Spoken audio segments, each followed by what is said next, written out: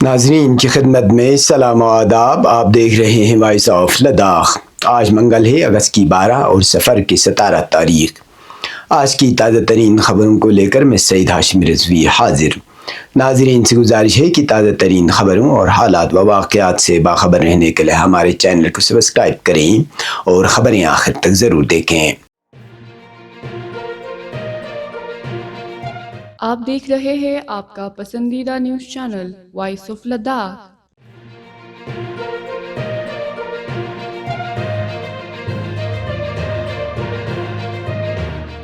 Lieutenant Governor Ladakh Kavinder Gupta نے کہا ہے کہ باصلاحیت کھلاڑیوں اور کوچز کو ان کی خدمات کے اعتراف میں انعام دینا وقت کی ضرورت ہے، اور اس مقصد کے لیے لداخ سپورٹس پالیسی تیار کی جا رہی ہے تاکہ قومی و بین الاقوامی سطح پر کامیابی حاصل کرنے والے کھلاڑیوں کو سراہا جا سکے اور نوجوانوں کو کھیلوں کی طرف راغب کیا جا سکے. آسٹرو ٹرف فٹ بال اسٹیڈیم سپیتک لیہ میں لداخ ڈرگ فری مہم کے تحت اکھل بھارتیہ ودیارتی پریشد کے زیر اہتمام ٹورنامنٹ کا افتتاح کرتے ہوئے انہوں نے کہا کہ کوچز کی خدمات کو بھی سراہا اور انعام دیا جانا چاہیے، کیونکہ وہ نوجوان کھلاڑیوں کی تربیت اور کردار سازی میں اہم کردار ادا کرتے ہیں. ایل جی گپتا نے کھیلو انڈیا پروگرام کو نوجوانوں کی توانائی کو مثبت سمت دینے کا ایک مؤثر ذریعہ قرار دیا اور کہا کہ حکومت محنت کرنے والے کھلاڑیوں کو ہر ممکن سہولت، آلات اور مواقع فراہم کرے گی تاکہ وہ قومی اور بین الاقوامی سطح پر بہترین کارکردگی دکھا سکیں. انہوں نے لداخ کے برفیلے موسم کو آئس ہاکی کے فروغ کا بنیادی سبب قرار دیتے ہوئے کہا کہ لداخ آج اس کھیل کا ملکی مرکز بن چکا ہے.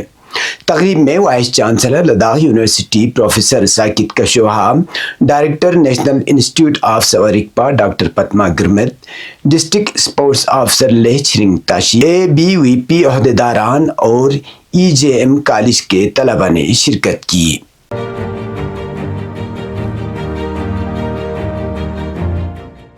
کرگل اور اس کے مضافاتی علاقوں میں گزشتہ 2 روز سے شدید گرمی کی لہر جاری ہے، جس کے باعث شہریوں کو سخت پریشانی کا سامنا ہے. محکمہ موسمیات کے غیر سرکاری اعداد و شمار کے مطابق کرگل سمیت کئی علاقوں میں درجہ حرارت 35 ڈگری سینٹی گریڈ سے تجاوز کر گیا ہے، جو اس خطے کے لیے غیر معمولی ہے. شہر میں گرمی کی شدت نے روزمرہ زندگی کو متاثر کر دیا ہے. نوزائیدہ بچوں، بزرگوں اور بیمار افراد کے لیے یہ موسم خاص طور پر تکلیف دہ ثابت ہو رہا ہے. طبی ماہرین نے شہریوں کو مشورہ دیا ہے کہ وہ غیر ضروری طور پر دھوپ میں نکلنے سے گریز کریں، زیادہ سے زیادہ پانی پئیں اور ہلکے رنگ و کپاس کے کپڑے استعمال کریں. گرمی کی اس غیر معمولی لہر کی مدت کے بارے میں جاننے کے لیے ہم نے محکمہ موسمیات لداخ کے ڈائریکٹر سونم لوٹس سے رابطہ کرنے کی کوشش کی، تاہم ان سے بروقت رابطہ نہ ہو سکی. موسم کی اس صورتحال نے لوگوں کو شدید بے چینی میں مبتلا کر دیا ہے اور شہری موسم میں جلد از جلد بہتری کی امید کر رہے ہیں.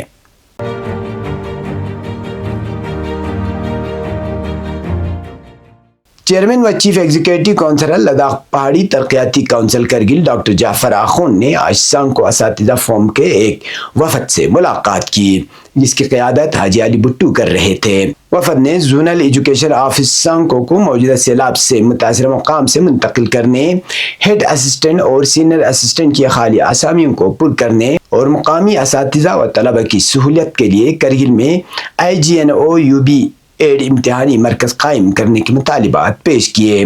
ڈاکٹر جعفر آخون نے بتایا کہ زونل ایجوکیشن آفس کی منتقلی کا عمل شروع ہو چکا ہے اور چیف ایجوکیشن آفیسر کرگل کو باضابطہ طور پر خط ارسال کیا گیا ہے، جبکہ اعلیٰ حکام سے مزید بات چیت جاری ہے. اسٹاف کی کمی کے حوالے سے انہوں نے کہا کہ سینئر اسسٹنٹ کی تعیناتی ہو چکی ہے اور نئے جونیئر اسسٹنٹس کی دستاویزات کی جانچ کا عمل جاری ہے، جس کے بعد انہیں جلد تعینات کیا جائے گا. انہوں نے یقین دہانی کرائی کہ IGNOUB ایڈ امتحانی مرکز کے قیام کی تجویز متعلقہ حکام تک پہنچا کر اساتذہ برادری کی اس اہم مسئلے کو حل کرنے کی کوشش کی جائے گی.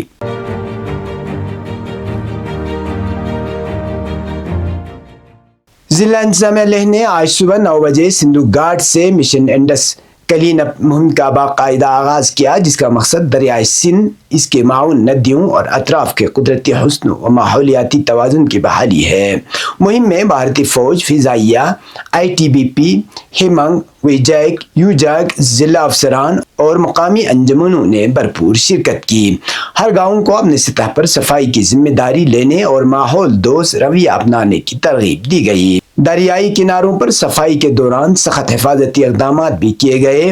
یہ مہم لداخ میں ماحولیاتی تحفظ اور عوامی شمولیت کی ایک مثالی کوشش قرار دی جا رہی ہے۔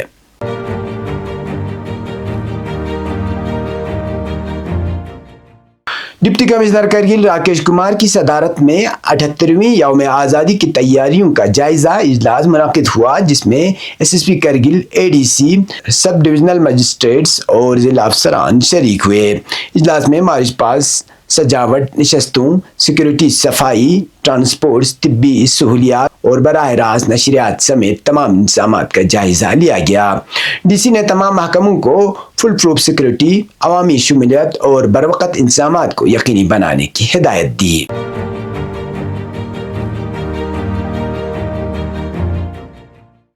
گورنمنٹ ڈگری کالج کرگل سنگ کو کیمپس میں ہر گھر ترنگا مہم جوش و خروش اور قومی جذبے کے ساتھ منائی گئی۔ یہ پروگرام آزادی کا امرت مہوتسو کے تحت 2022 میں شروع کی گئی ملک گیر مہم کے روایت کو جاری رکھتے ہوئے منعقد کیا گیا، جس کا مقصد شہریوں کو قومی پرچم لہرانے اور آزادی کے جذبے کو اجاگر کرنے کی ترغیب دینا ہے۔ تقریب کا آغاز محب وطن کوئز مقابلے سے ہوا، جس میں مختلف شعبہ جات کے طلبہ نے حصہ لیا۔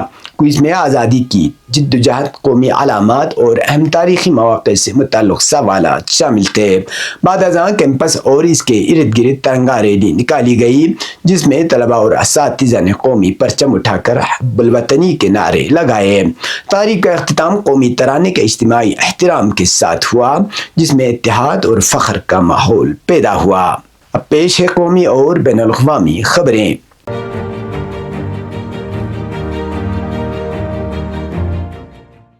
پرینکا گاندھی نے غزہ میں الجزیرہ کے 5 صحافیوں کے قتل پر اسرائیل کو نسل کشی کا مرتکب قرار دیتے ہوئے کہا کہ سچ کا حوصلہ دبایا نہیں جا سکتا۔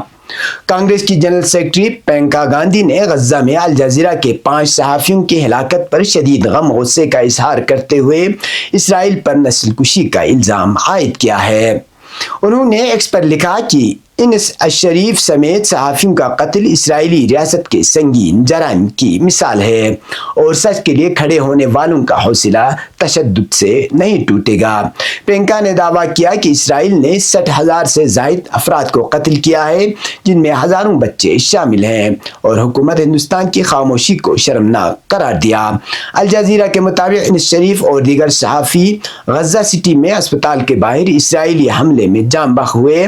اسرائیلی فوج نے انس شریف کو دہشت گرد قرار دیا تھا۔ واقعے پر انسانی حقوق کی تنظیموں اور صحافتی اداروں نے شدید مذمت کی ہے، جبکہ غزہ میں صحافیوں کی ہلاکتیں 200 سے تجاوز کر چکی ہے۔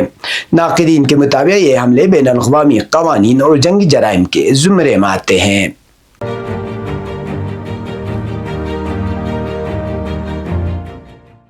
ترکی کے شمال مغربی صوبے استنبول میں اتوار کی شام 6.1 شدت کا زلزلہ آیا۔ زلزلے کے جھٹکے استنبول سے تقریباً 200 کلومیٹر 125 میل دور محسوس کیے گئے۔ مقامی میڈیا کے مطابق زلزلے کے جھٹکے کئی صوبوں میں محسوس کیے گئے اور بعض مقامات پر عمارتوں کو نقصان پہنچا ہے۔ ترکی کے disaster and emergency management agency نے بتایا کہ مقامی وقت کے مطابق 7:53 پر آنے والے زلزلے کے بعد کئی جھٹکے محسوس کیے گئے، جن میں ایک شدت 6.4 تھی۔ یہ تھے اب تک کی خبریں، اسی کے ساتھ مجھے اور میرے ساتھیوں کو دیجیے اجازت۔ اللہ حافظ۔